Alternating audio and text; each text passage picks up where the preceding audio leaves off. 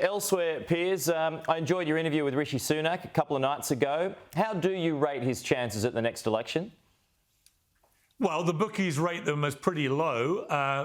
Keir Starmer's Labour Party way ahead in the polls. But there is precedent for this. In 1992, Neil Kinnock was the Labour leader. He was just as far ahead in the polls and ended up losing. So anything can happen in election year. We've still got potentially to wait until October, November is when it's most likely to be called.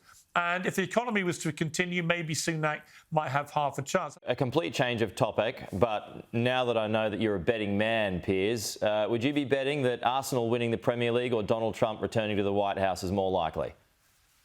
I would think they're both a pretty good bet right now. Arsenal looking very strong, Donald Trump looking very strong. And if Trump, as all the polls now suggest, wins the Republican nomination, despite having 91 criminal charges, then you've got to say there's almost nothing that can stop him getting back to the White House. It certainly doesn't look like it'll be Joe Biden, who can barely string a sentence together or stay on 2 feet. So I think if it's a matchup between Trump, who, all right, he's 77, 78, whatever he is, but he's never had a drink, never had a cigarette, never smoked, never taken a drug or anything like that. He actually is remarkably healthy for a guy of his age, whereas Biden looks remarkably senile, frankly. I don't want to be disrespectful, but he does.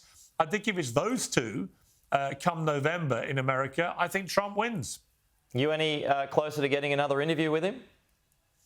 Funny enough, the other evening, in fact, I was waiting to come on my show. This is a Monday before last. And I looked at my phone and it was ringing from Palm Beach in Florida. I thought, it can't be. And I know one person in Palm Beach. So I picked up my phone and it was, is that my man? Oh, is that Piers? I went, he's I said, back. President Trump, how are you? And so I wasn't expecting it. We had a 20-minute conversation, very cordial. He did say to me, am I still the highest rated show in Piers Morgan Uncensored history? I said, well, actually, you were beaten quite comfortably by Cristiano Ronaldo, I'm afraid.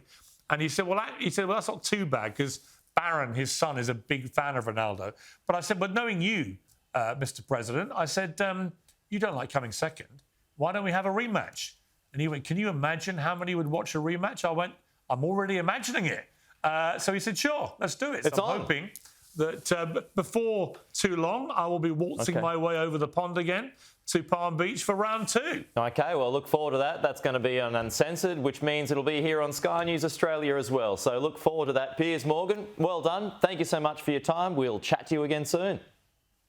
Thank you, mate. Good to talk to you. All the best.